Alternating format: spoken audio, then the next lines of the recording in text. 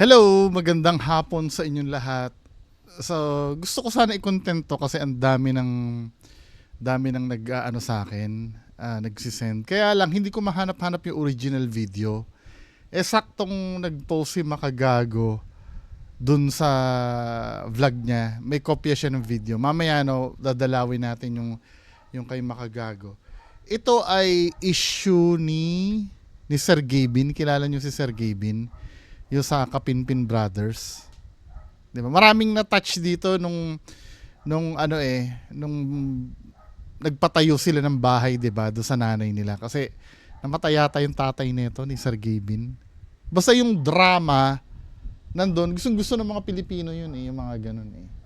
Well, wala namang masama dun sa dun sa nangyari na yun. Kung maging utak teleserye man ang Pinoy na yun, inspiring naman kasi talaga. 'Di ba? Naki-MJS yun, no? Pati nung binagyo yung nila. Now, ano ba yung issue dito, yung kay Sir Gabin? 'Di ba? Tingnan nga natin, wait lang ha, titingnan ko lang kung may pahayag na si Sir Gabin dun sa issue. Ito yung tungkol doon sa yung sex chair daw na may na ginawang slide na nung bata. 'Di ba? May parang dinidedman niya lang no. Binura niya na daw yung yung video na yun eh. Anyway, ito. So ito yung post. Dito ko unang nakita to eh. Isa ito sa mga pinasa sa akin. Itong post na to. Nakalagay dito, Sir Gabin, I honestly don't see what's funny on your video. What's funny in your video? The humor is awful.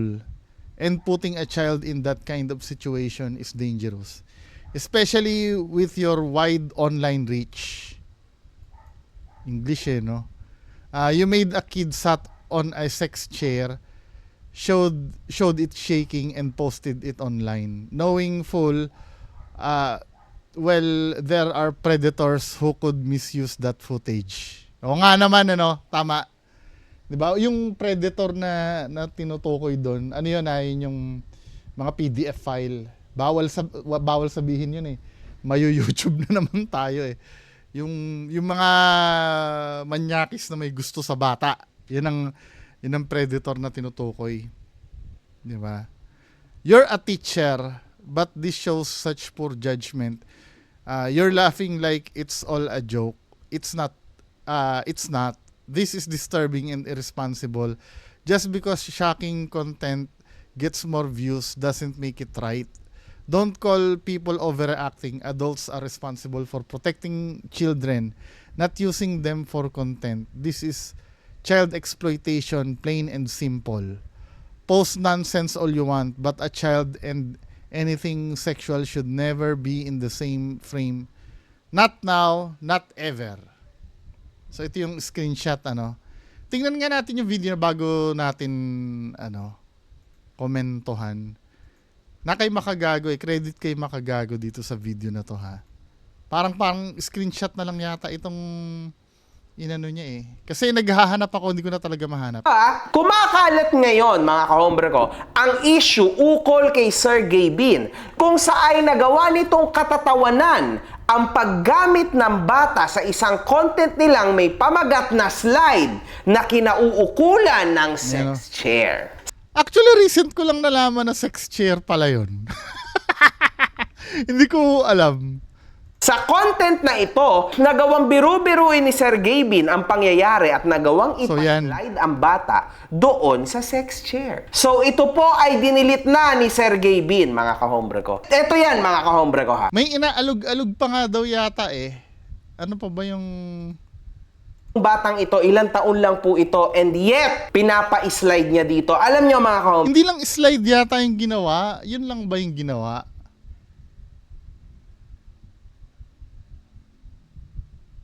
Ito pa, may video pa. Ginagamit itong chair na ito ukol sa video nila. So wala siya talaga. 'Di ba? Now, kung gusto niyo mapanood ng buo yung kay Makagago, punta kayo doon sa channel ni Makagago ha. May mga point of view siya doon. Dito kasi ang mapapanood niyo dito yung yung point of view ko. Now, yung ano, yung sinasabing mali doon, ito kasi yan. Nandito na naman tayo sa ano sa pag pinag-uusapan natin ng mga influencer. Ang mahirap din kasi sa buhay ng influencer, no. Sa kagustuhan mong may mai-content, sometimes hindi mo na naiisip yung ano Hindi mo na naiisip yung gagawin mo . Basta alam mo yung may maibigay ka lang na mapanood ng tao at para patuloy yung ano, yung engagement, 'di ba? Yung parang hindi ka mawawala sa sirkulasyon. Lahat ng ano iisipin mo . Lalo na pag may content kang ganyan. Unlike yung ginagawa kong ito, di hamak na mas madali ito kumpara sa ginagawa nila Sir Gavin. Kasi yung ginagawa ko kasi, maghahanap lang ako ng issue sa online, then pag-uusapan natin, 'di ba? Ito kasi ginagawa nila, kailangan nilang may ano may alam mo 'yon, yung may mapanood yung tema kasi ng ano nila ng content nila, yung may mga comedy na wholesome ba to? Yung family vlog ba ito? Itong kanya or katulad nila Tony Fowler na brutal. Sila Tony Fowler brutal din, 'di ba? Yun talaga, ano yun, umuulan ng mura yun, lalo na kung nung kasama ni Tony Fowler si Inay Mary Ann nun, umuulan ng mura yun. yung vlog na yun. Pero ito si Sir Gavin kasi maraming nakaka-admire sa kanya . Kaya nakaka-disappoint, no? Yes, nobody's perfect. Para sa mga supporter ni Sir Gavin, alam ko may magtatanggol dyan . Totoo naman na walang perpekto. Kahit ako, kahit sino sa atin. Di ba nagkakaroon tayo ng kasalanan na, ako nga nagkaroon din ako ng kasalanan, mas malala pa dito . Di ba? Pero may mga time kasi na nagkakaroon ng gravity kasi ikaw ay influencer ka. Hindi ka normal na tao. 'Di ba? For example, ganito, no? Kapag ako ay gagawa ng gesture na ganito, okay lang . Kasi actually kukunti lang naman nanonood sa akin, or yung mga nanonood sa akin hindi naman kahit magmura ako dito okay lang . Pero pag ikaw ay influencer na pinapanood ka ng marami, lalo ng yung mga bata pinapanood ka, no? Biglang gaganyan ka, red flag 'yun. 'Di ba? Kasi hindi ka nag-iingat sa ginagawa mo kasi nasa responsibility mo kasi 'yan . Kasi kung idol ka ng mga tao, lahat ng gagawin mo kasi na makakalusot, ibig sabihin cool 'yun para sa mga umiidolo sa'yo. Kaya hindi naiiwasan na mapuna ka. Kasi may taglay kang power na wala sa iba. Yun ay malawak ang reach mo. Katulad ng sinabi dito, no? Sabi dito, I honestly don't see what's funny in your video. Yung pagiging nakakatawa kasi, subjective yan . Diba? May mga time na ikaw natatawa ka dun sa napapanood, pero yung siya, hindi naman siya natatawa. For example, sino nga yung sa Netflix, yung stand-up comedian, yung Alex? Tama ba yung name? Yung nakalimutan ko na yung name ng Alex. Yung basta stand-up comedian siya na sikat ngayon. Pinanood ko yung video, hindi naman ako natatawa. Pero marami naman natatawa doon. Ibig sabihin, hindi tayo pantay-pantay ng standard. Kung kayo natatawa doon, ako hindi ako natatawa. Pero okay lang. Okay lang naman. At least may nag-e-enjoy na tao doon sa nakakatawa na yon. Parang ganito, no? Yung pagpapatawa niya, kung may hindi natatawa, okay lang naman yan. Pero ito kasi, may nangyari dito na involve yung bata sa isang bagay na parang ini-exploit na talaga. When you say exploitation, ano ba yon? Para maintindihan natin, kasi naririnig natin yan every time na may bata na involve. Exploitation, lagi yan yung word na lumulutang. Exploitation definition, ano yun? 'Di ba? Ang nakalagay dito, ito yung pinakamagandang definition . The action of making use of and benefiting from resources. Yung parang ginagamit mo, ine-exploit mo. Pwedeng sabihin yun sa mga mahihirap di ba? Ginagamit, ine-exploit ng mga politiko. Pwede. Or ito, katulad ng ginawa ni Sir Gavin, na ine-exploit niya daw yung bata, ginagamit niya para sa content. Lalo na't hindi siya appropriate. Okay lang sana kung ang biruan kasi dito ay yung biruan na let's say para silang magkuya or mag-ama or alam mo yon, yung wholesome, yung nagtataguan sila, naglalaro, okay lang yun Pero ito kasi may involved kasi dito na object na alam naman nating lahat na hindi siya pambata. Na parang ginagawa mong katatawanan. Hindi, actually kung titingnan mo wala naman talaga masama. Hindi naman alam ng bata kung ano 'yon. 'Di ba? Kaya lang ang nagiging problem, influencer siya at tayo nagigets natin kasi kung ano yung pinaglalaroan ng bata. Yun ang part na parang medyo off talaga. Pero kung ang iisipin mo yung paglalaro lang ng bata na nag-i-slide siya dyan, wala namang masama sa part na yon. Kaya lang, ang masama dito, yung nagiging target kasi ng humor, na parang, oy, ano yan sex chair yan tapos naglalaro yung bata. Parang yun kasi yung yung pinagmumula ng katatawanan na hindi maganda. 'Di ba? Parang ganito 'yan let's say nagpapalobo ng kondom yung bata. 'Di ba? Tinatanong ka kung ano ba 'yan? Ano to? Balon to. Parang hindi siya maganda tingnan kasi alam naman natin kung para saan gamit ang kondom. Parang ganyan, alam natin kung saan gamit 'yan. 'Di ba? Siyempre, pag may nakapanood niyan, let's say bata ang nakapanood niyan. Makikita ng bata. Bakit po ang daming nagagalit? Magtatanong kasi yung bata At yun ang nakakatakot pag nagtanong ang bata. Pag nagtanong ka naman ng bata niyan, hanggat hindi niya nagigets yung isang bagay, patuloy yan hanggang sa masabi mo na yung bata na hanggang masabi mo na sa bata yung mga bagay na hindi pa siya handang marinig. 'Di ba? Pag napanood ng bata 'yan, ano pong kinakagalit nila? Nag-i-slide lang naman dun sa upuan na may parang slide naman. Hindi kasi alam ng bata 'yan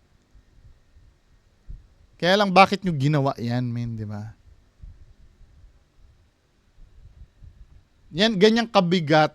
Kaya yung mga naghahangad na sumikat sa social media yan, ganyan kabigat ang pag meron ka ng pangalan sa social media. Lahat naka na sa'yo. Under the microscope ka na lahat. Lahat ng kilos mo. Katulad nung sinabi mo dito, may screenshot dito ng sinabi mo Dito, sabi mo dito pa nga, hay, lahat na lang. Oo, lahat na lang talaga. Kasi sikat ka Halo-halo na dyan ang mag-oobserba sa'yo. 'Di ba? Nandiyan na yung mga inggitero sa'yo. Nandiyan na yung mga galit sa'yo. Andiyan na yung mga kakumpetensya mo. Andiyan yung mga talagang conservative na magulang. Andyan yung iba na katulad namin na vlogger na iko-content ka. Kasi sikat ka. Kailangan maging maingat ka. Yan yung isa sa mahirap sa trabaho na to. Tandaan nyo mga kababayan ko, lahat ng trabaho ay mahirap. Walang trabahong madali. Ito, kasama ito sa hirap Yung pangalagaan mo yung pangalan mo. Kasi matsambahan ka ng isang ganyan, pwedeng ikatapos ng karir mo yan Dito sa comment mo na to na yung sinabi mong hay, lahat na lang, parang hindi mo pa nagigets yung power na meron ka. Yung parang katulad sa Bini, di ba? Doon sa Bini, ganyan din Yung parang Oh, para namang hindi kayo nagkamali lang naman yung tao, hindi naman perpekto. Yes, naiintindihan natin yun na wala naman talagang perpektong tao. Kaya lang, may pag-uusapan tayong na dapat matuto tayo lahat doon sa pagkakamali. Tigil-tigilan nyo ako dyan sa pagiging perpekto na yan. Lahat tayo makasalanan tayo. Kaya lang pag may issue na ganyan, para ito sa atin lahat eh. Para ito sa mga anak natin eh. Para ito sa mga kapatid nating maliliit eh. Na dapat magtulong-tulong tayo na kondinahin ang talagang bagay na mali. Darating ang araw, may masasabi din akong mali or may magagawa din akong mali dito na kukondinahin nyo din ako. 'Di ba? Hindi pa nga lang panahon, hindi pa nga lang panahon ko ngayon. Yan ang pinagsisikapan ko na wag mangyari. Pero I do believe pag nagkamali ako, gaganyanin niyo din ako. Wala rin ako magagawa doon. 'Di ba? Hindi ko naman pwede ikaw lahat ba kayo nagkakamali ka. Ang pinaka the best na gawin dito, mag-apologize at mag-move on. Wag nang idaan sa mga ganito na parang magtitengang kawali ka lang. Kasi hangga't hindi mo ina-address yan, lalong isusumbat sa'yo yan eh. Or ibabala sa'yo lagi eh. 'Di ba? Kaya talagang may mga tao na na hindi talaga handa sa ganyan. Kapag biglang sikat, tinan mo si Diwata, 'di ba? Hindi siya handa nung binigay sa kanya yung kasikatan niya. Akala niya sumikat siya dahil do sa parisan niya. Na kung tutuusin, pag natikman ko na yung pares ni Diwata, hindi naman siya hindi sa masarap, no? Okay din naman, passable, pero hindi naman siya sobrang sarap talaga na bibisitahin mo. Halimbawa, nakatira ka sa Pampanga, babiyahe ka para kainin yung pares ni Diwata. Hindi naman siya ganun eh. 'Di ba? Ang pinuntahan kasi ng mga tao doon, hindi naiintindihan ni Diwata na siya. Dahil inspired sa kanya yung mga tao, hindi niya pinahalagan, hindi siya handa eh. Kung ano-ano mga kabulshitan ang pinagagawa niya. 'Di ba? Yung sasabihin niya naman, hindi kasi napapagod din si Diwata. Oo, pero may art yun eh, kung paano mo tatanggihan eh. Kung paano ka makiusap sa mga tao na, pagod lang po ako, papahinga lang po ako at babawi po ako paglabas ko mamaya. Yung mga ganun pananalita lang. Pero hindi, ay naku kuya, umalis ka dito, yung mga ganun. Lilipas din yan. Wala eh. 'Di ba? Ito sana, sa tagal na ni Sir Gavin, mahanapan niya sana ng magandang fix itong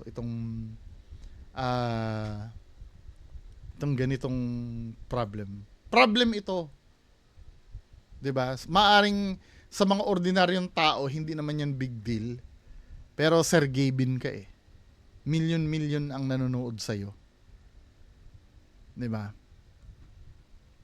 Tapos ito naman, Diyos ko naman, si Jessie Flores, yung manghuhula yata to eh. Tingnan nga natin. Jessie Flores witchcraft. Nahulaan niya na daw. Basahin nga natin to. Ayan o. Jessie Flores daw. Sabi ganun dito. Dear Sir Gavin, mangyari na ang babala ni Jessie Flores witchcraft. Ang kontrobersyal na sinasabi at nakita ko, di ba? Pero may mas malala pa dyan. Wave 1 pa lang ng issue na paparating. Wave 2 mas maalala at madadamay na dito si Miss Ma'am Elma. Kaya kung ako sa'yo, inyo pay attention. Ano yung nahulaan mo dyan? Ito yung and the breadwinner goes to Dear Sir Gavin. Ito January 7 niya daw hinula. And to all tumayong panganay, good morning. I will be your voice and your truth. This message is about mental health being underappreciated. The will to act and to help. Mental health depression is not a joke. Sumbat or utang na loob. Mag-ingat sa controversial na kakaharapin mo. Hindi niya naman sinabi ko ano yun. Halos lahat naman ng influencer pagdadaanan yun eh. Ito yung tinatawag na Barnum statement. Na hindi naman specific lang kay Sir Gavin yan.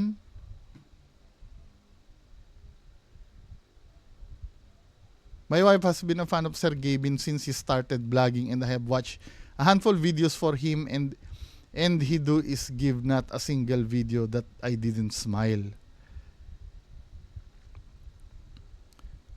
Tribute for him dahil nasisense ko this 2025 will be his depression will come. Ang pinidig mo, depression, hindi yung mangyayari. Tapos ngayon, ito na yun, oh, yung ano. Ano to? Para siyang lahat maghanda ka sa matinding controversial na mangyayari sa'yo. Ngayon, pagdating na taon, di ko masasabi kung kailan, pero hindi niya daw masasabi kung kailan, pero mangyayari yan. Di ba? Paano ka maghahanda kung hindi mo sabi kung kailan? Caution lang din sa batang palaging kasama mo sa video mo. So ito yung sinabi mo nung January 7. Tingnan nga natin. Ito dito sa ni Jessie Flores. Tingnan nga natin yung sinabi niya nung January 7. Ba't di mo i-share?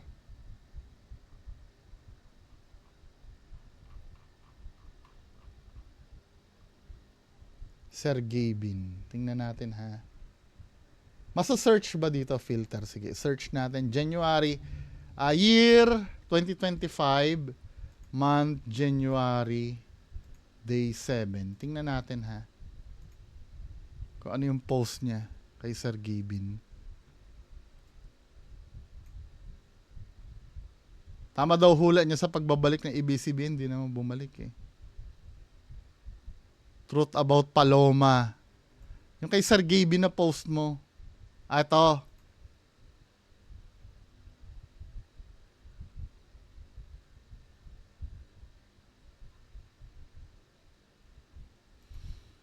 So, caution lang sa bata. Tingnan natin kung may edit history. May edit history kami ni. Ayan o, ngayon mo lang inedit to. 10 a.m. Ano ba naman itong manghuhula na to?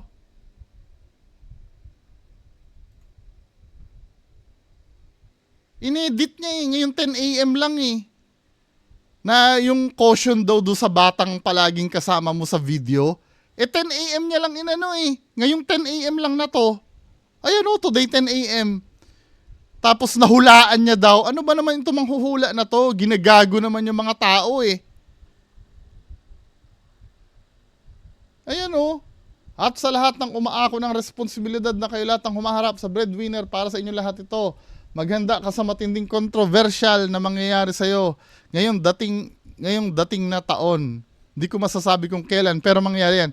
Caution lang din sa batang palaging may kasama. January 7 yung post no. Pero kung titingnan mo yung edit history, ngayong 10 a.m. lang niya inedit. Ito yung original na post niya oh. Ang dami mo ang inedit dyan eh. Oh. Yan yung unang edit ni Sir. Ito lang muna, the breadwinner goes to Sir Gavin. Live today, 8 a.m. Then inedit niya uli ng January 7, the winners goes to live ganun uli. Then ito, Sir Gavin at sa lahat ng umaako na mga responsibilidad na ako lang lahat ng humaharap sa breadwinner, yan. Then kaninang 10 a.m., sinabi niya na yung sa bata. Nag-e-edit siya ng post niya itong manghuhula na to eh. Ano ba? Diyos ko naman. Ay, popost ko nga to sa page ko.